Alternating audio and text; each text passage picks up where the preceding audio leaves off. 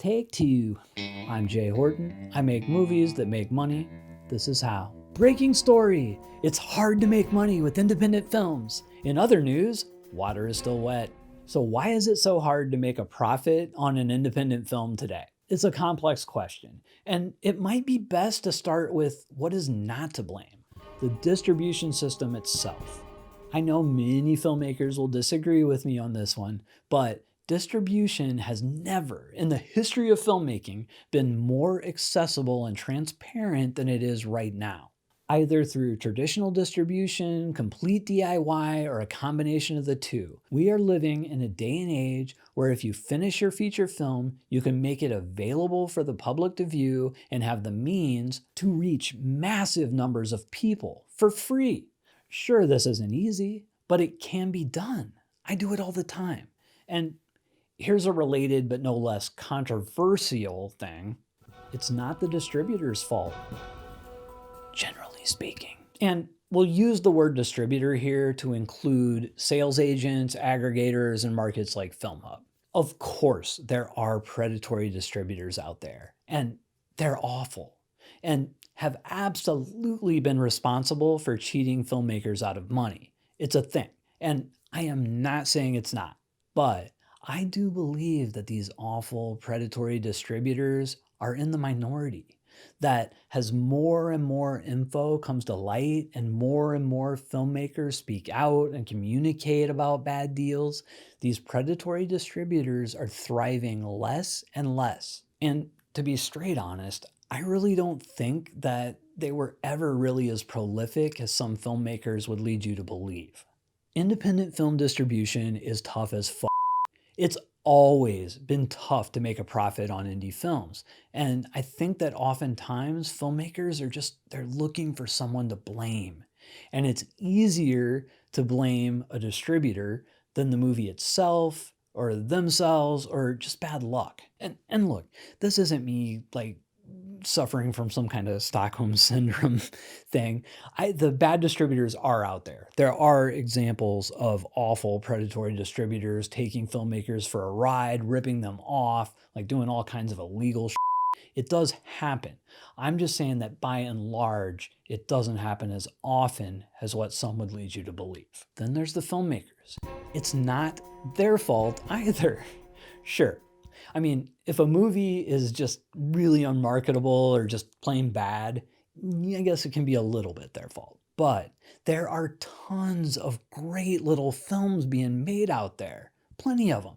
Movies that should be earning more money. So if none of these three things are that much to blame, why is it so hard to make money with indie films? Okay, this is kind of a huge oversimplification, but in a nutshell, there's just too many damn films. And yes, I get the irony of that phrase coming out of the mouth of a YouTuber whose catchphrase is whatever you do, keep making movies.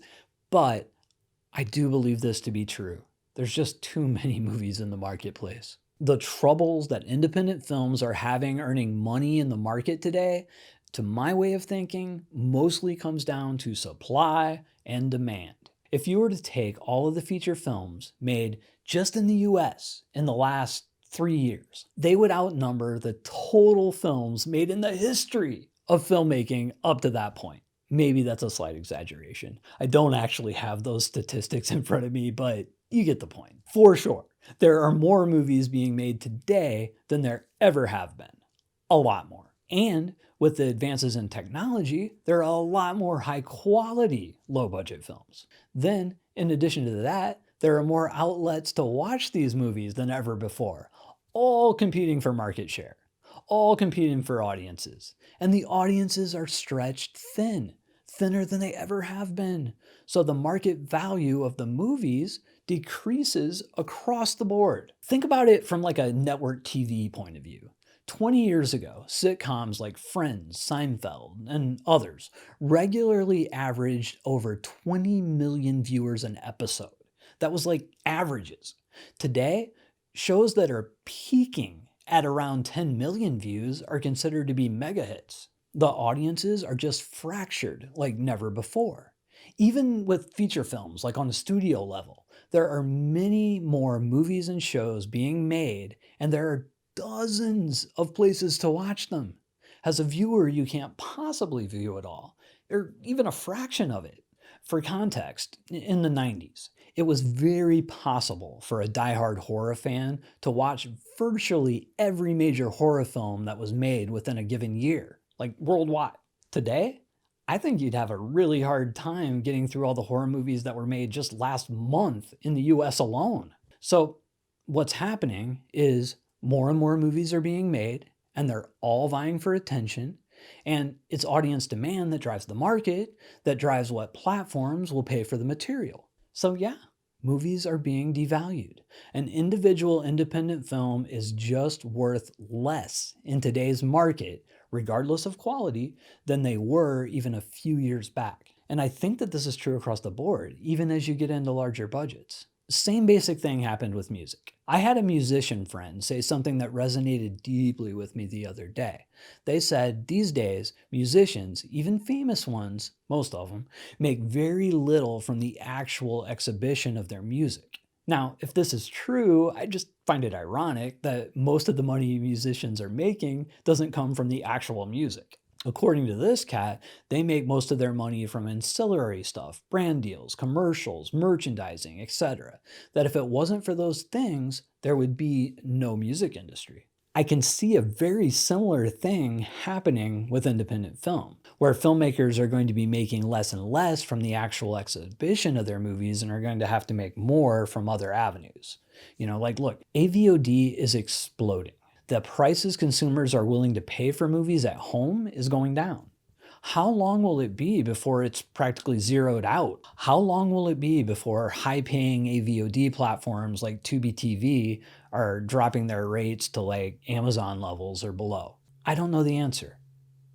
But here's the good news. Right now, if you just get out there and do it, make your movie, market the hell out of it smartly. It's very difficult, but you can make money with little independent movies. You can still earn a living off the exhibition of them, at least right now. How long will it last? Who knows? Just look at how quickly Amazon dropped prices and froze out documentaries. Same thing could happen with Tubi TV or Google AdSense, YouTube. Of course, it could go the other way too. Maybe rates will rise. But I'll say this. The future is not set. Nothing is ever a sure bet.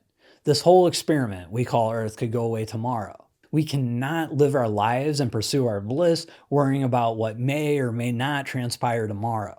That doesn't mean that we shouldn't keep an eye on things, that we shouldn't make plans or take precautions. It doesn't mean we should bury our heads in the sand. But don't let the fact that earning money with movies is hard stop you from trying. If that's really what you want to do, sure, it's hard.